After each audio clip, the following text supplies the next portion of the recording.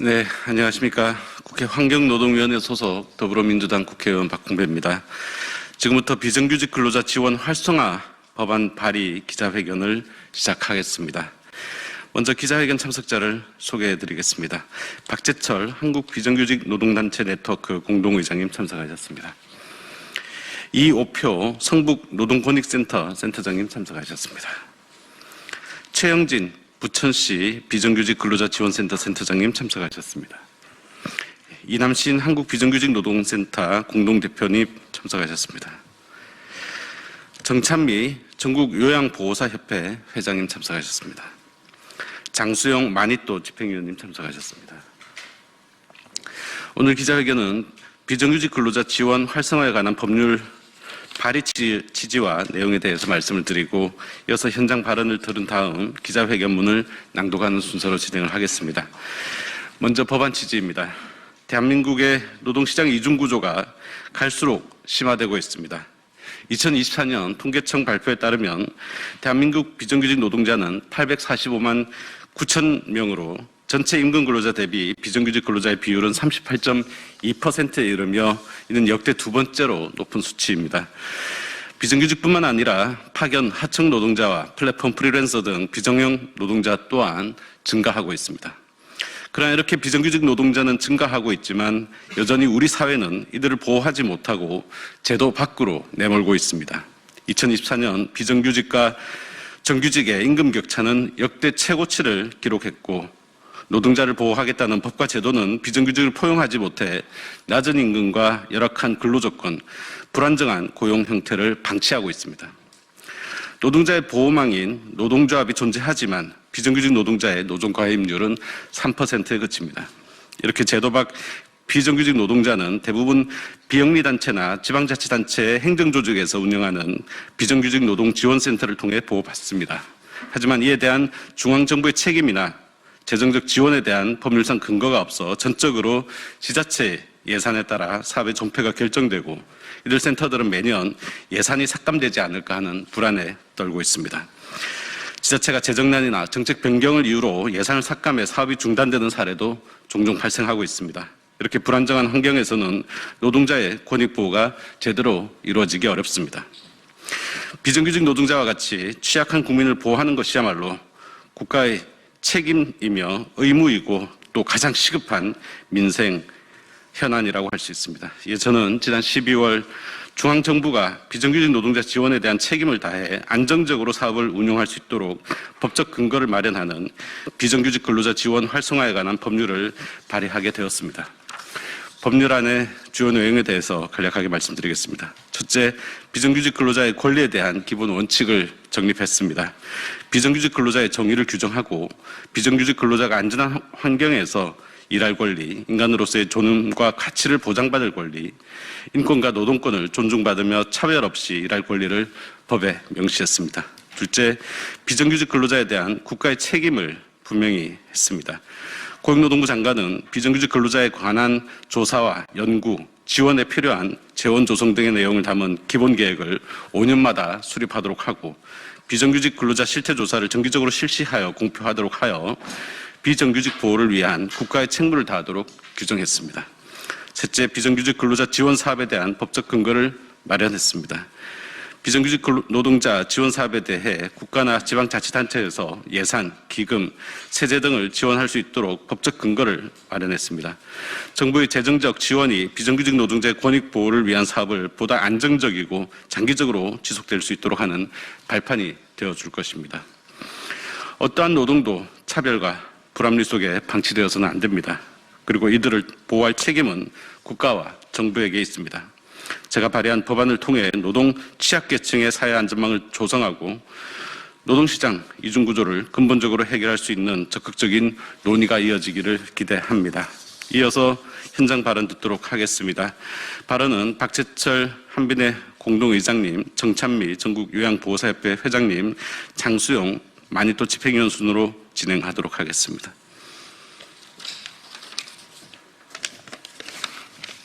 안녕하십니까. 한국비정규직 노동단체 네트워크 공동의장 박재철입니다. 우리 사회는 수많은 노동자들의 노동에 근거해 생존하고 있습니다.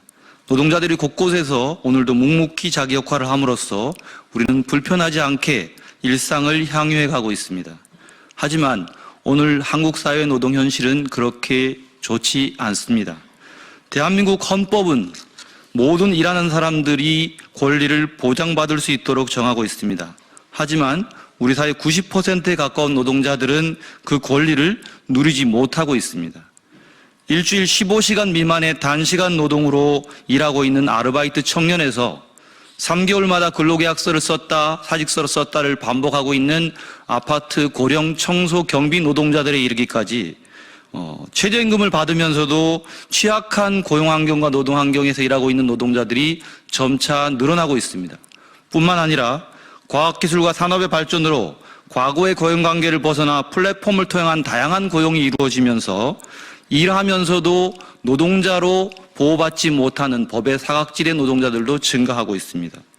비정규직 및 취약 노동자들이 증가하고 비전형적인 노동자들이 확산되면서 법이 있어도 법을 찾지 못하거나 아예 법의 보호를 받지 못하는 노동자들이 증가하고 있습니다. 헌법에 보장된 노동권을 보호하지 못하고 있는 다수의 노동자들의 노동권을 보호하기 위해서는 법 개정을 포함해 여러 가지 새롭고 혁신적인 조치가 필요하다고 생각합니다. 그동안 노동행정은 노동부의 고유한 전유물로 인식되어 왔습니다. 그러나 이런 사고방식으로는 현재 노동권 공백 상황을 메우기 어렵습니다. 이제는 그저 지켜볼 것이 아니라 국가와 지방정부가 적극 개입하고 역할을 수행해야 될 때입니다. 10년 전부터 지방자치단체는 비정규직 취약 노동자들의 노동권 보호를 위해 생활 밀착형 노동행정 서비스를 시행해 왔습니다. 현재는 전국 60개의 지방자치단체가 비정규직 노동자 지원센터, 노동권익센터라고 불리는 지방정부 노동센터를 설치 운영하고 있고 30여 개의 지방자치단체는 비정규직 및 취약 노동자 권리 보호를 위한 기본 계획을 수립하고 이를 시행하고 있습니다. 그 결과 그동안 노동권에서 소외되었던 많은 노동자들이 자신이 일하고 생활하는 공간에서 상담을 받고 교육을 받고 맞춤으로 지원받을 수 있는 체계가 마련되었습니다. 지역별로 보면 연간 수천 명의 노동자들이 이 서비스의 도움을 받고 있습니다. 이제 우리는 10년 넘는 기간 동안 진행해온 지방정부 노동센터를 비롯한 생활밀착형 노동행정을 전국 모든 곳으로 확산해 그 곁에서 우리 곁에서 묵묵히 일하고 있는 비정규직 취약 노동자들의 노동권을 보호하고 그들의 노동을 응원하고자 합니다. 대한민국에서 일하는 모든 국민은 자신이 일하고 있는 일터에서 생활하는 곳에서 자신을 위한 노동행정 서비스를 받을 수 있도록 만들어 가고자 합니다. 박홍배 의원님이 12월에 발의하신 법안은 비정규직 근로자들을 위한 이러한 시스템과 제도를 만들어가는 기본 내용입니다. 이 법안은 우리 사회 90% 노동자들의 헌법적 기본권을 지켜내고 생존권을 지켜내기 위한 그간의 지방정부 노동행정의 성과를 기반으로 한 전국화의 사업입니다. 이를 통해서 좀 더 촘촘하고 실효성 있는 노동자 보호 방안이 마련될 수 있을 것이라고 기대하고 있습니다. 이 법안은 90% 노동자들의 노동권과 생존권이 걸린 문제입니다. 당리당략을 떠나서 모두가 이 법안에 함께 해 주시길 바라겠습니다. 고맙습니다.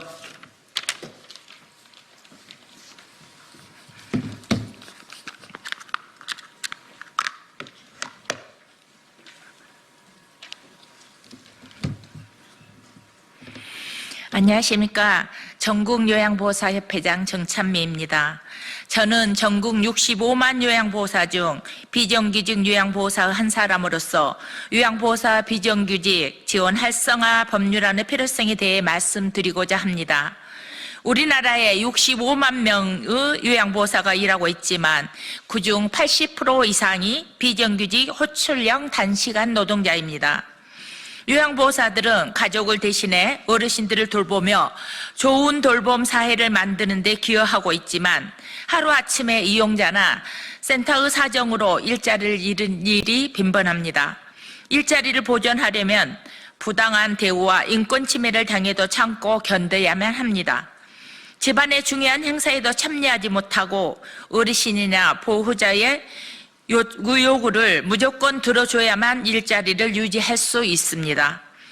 이용자 사정에 따라 비자발적 실직을 당했을 때도 요양보호사들을 지원해주는 제도는 없습니다. 스스로 구직 사이트를 찾아다니며 새로운 일자리를 구해야 합니다. 이러한 구조 속에서 3년 이상 장기근속을 하는 요양보호사에게 주어지는 장기근속 장려금을 받은 사람이 27.5%에 불과합니다. 이는 비정규직 호출형 노동구조가 초래한 문제이며 이러한 노동 환경에서 안정적이고 질 높은 돌봄이 제공되기는 어렵습니다. 더욱 심각한 문제는 인권 침해와 부당한 대우에 대한 보호 장치가 부재하다는 점입니다. 많은 요양보호사들이 성희롱, 폭언, 폭행까지 경험하지만 이를 신고해도 제대로 보호받지 못합니다. 오히려 문제를 제기하면 일자리를 잃는 상황이 발생하기도 합니다. 장기 군속을 원한다면 이런 부당한 대우를 참고 견뎌야만 하는 구조입니다. 이는 노인 돌봄 인력 부족이라는 사회적 문제를 더욱 심화시키고 있습니다. 정부와 지자체는 초고령 사회로 접어드는 현실 속에서 노인 돌봄 인력을 부족을 해결하기 위해 외국인 노동자 유입을 고려하고 있습니다. 그러나 우리나라 요양보호사 자격증 취득자가 250만 명이 넘는 현실에서 현장에서 일하는 사람은 겨우 65만 명뿐입니다. 이는 요양보호사가 안정적이지 못한 직업으로 인식되기 때문입니다. 낮은 처우와 불안정하고 고용 환경이 개선되지 않은 한 국내 인력이 요양 현장으로 유입되기는 어렵습니다. 요양보호사들이 안정적으로 일할 수 있는 환경을 만들기 위해 다음과 같은 제도적 변화가 필요합니다. 첫째, 부당한 대우에 대한 신고 및 구제를 보장하는 시스템이 마련되어야 합니다. 요양보호사들이 인권을 보호받으며 일할 수 있도록 상담 및 지원 기관이 설립되어야 합니다. 둘째, 비자발적 실직에 대한 지원 제도가 도입되어야 하며 안정적인 재취업을 위한 정책적 뒷받침이 필요합니다. 셋째, 정부는 요양보호사 처우와 권익 향상을 위해 장기요양법을 개정하고 지자체는 예산을 확보하여 처우 개선 조례를 실행해야 합니다. 넷째, 모든 비정규직 노동자들이 차별받지 않고 안정적으로 일할 수 있도록 비정규직 노동 환경 개선에 힘써야 합니다. 마지막으로 좋은 돌봄은 안정된 노동 환경에서 시작됩니다. 요양보호사가 행복해야 돌봄을 받은 어르신도 행복할 수 있습니다. 초고령 사회를 준비하기 위해 정부와 지자체는 요양보호사의 노동환경 개선과 처우 향상에 실질적인 관심과 지원을 기울여야 합니다. 노동이 존중받고 일하는 사람이 자부심을 느낄 수 있는 사회를 만들어야 합니다. 그것이 바로 우리가 지향해야 할 돌봄 사회의 시작이라고 생각합니다. 감사합니다.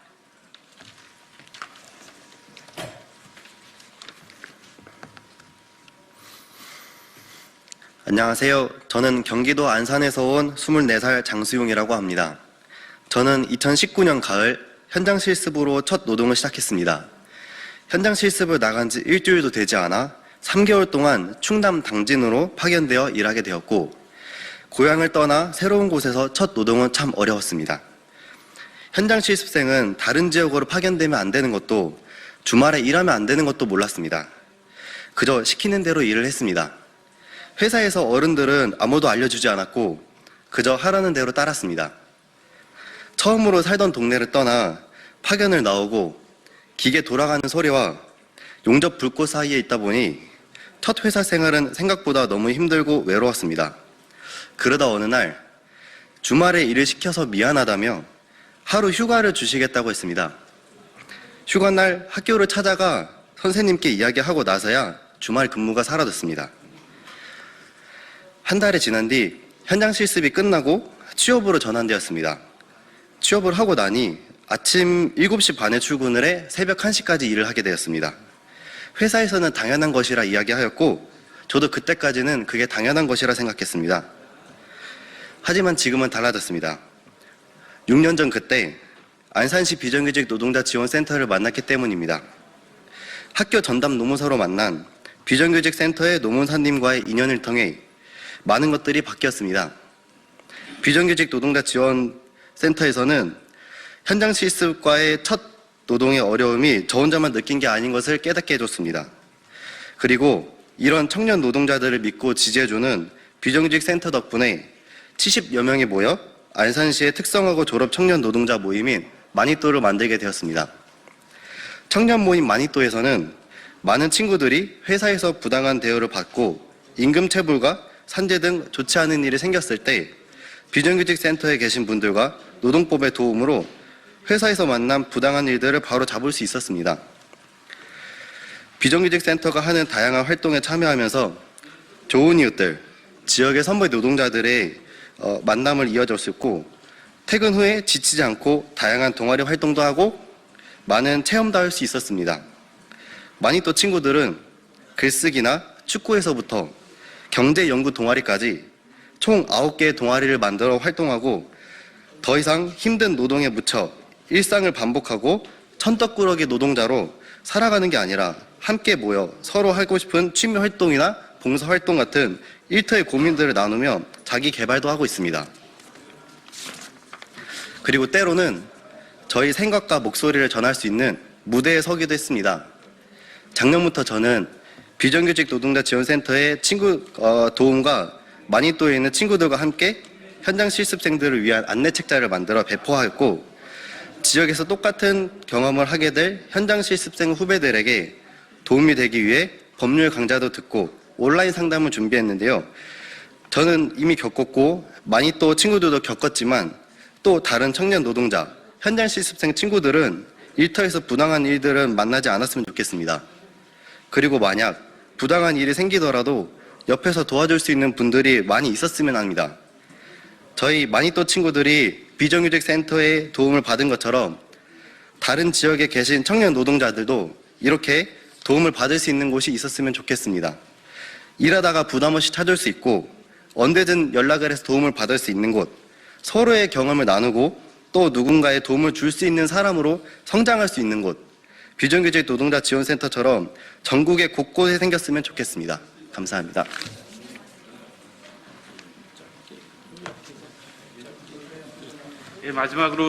마지막으로 이호표 성북노동권익센터장님께서 기자회견문을 낭독하고 기자회견을 마치도록 하겠습니다.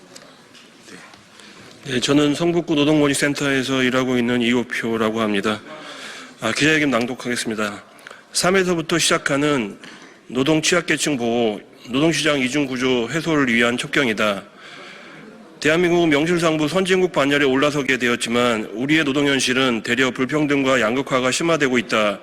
2024년 8월 기준 대한민국 비정규직 노동자는 845만 9천 명이며 정규직과 비정규직의 임금 격차는 역대 최고치를 기록했다. 어려운 처지에 놓인 노동계층의 보호와 지원을 위해 비영리단체와 지방자치단체가 지난 10여 년 동안 지방정부 예산으로 노동센터를 운영하고 있다. 하지만 중앙정부의 재정적 지원이나 계획 의무 등에 대한 법률적 근거 없이 재정 여건과 정책 방향에 따라 사업이 중단되거나 축소되는 등 안정적인 사업 집행에 어려움을 겪고 있으며 경북, 충북, 강원 지역은 노동센터가 한 곳도 없는 등 전국적 운영이 어려운 실정이다. 지난 12월 박홍계 의원이 발의한 비정규직 근로자 지원 활성화에 관한 법률안은 대다수 취약계층 노동자 당사자들에게 사회 안전망을 제공하고 노동시장 이중구조 개선에 기여해온 노동센터들이 전국적인 역할을 할 수 있도록 지원하는 내용을 담고 있다.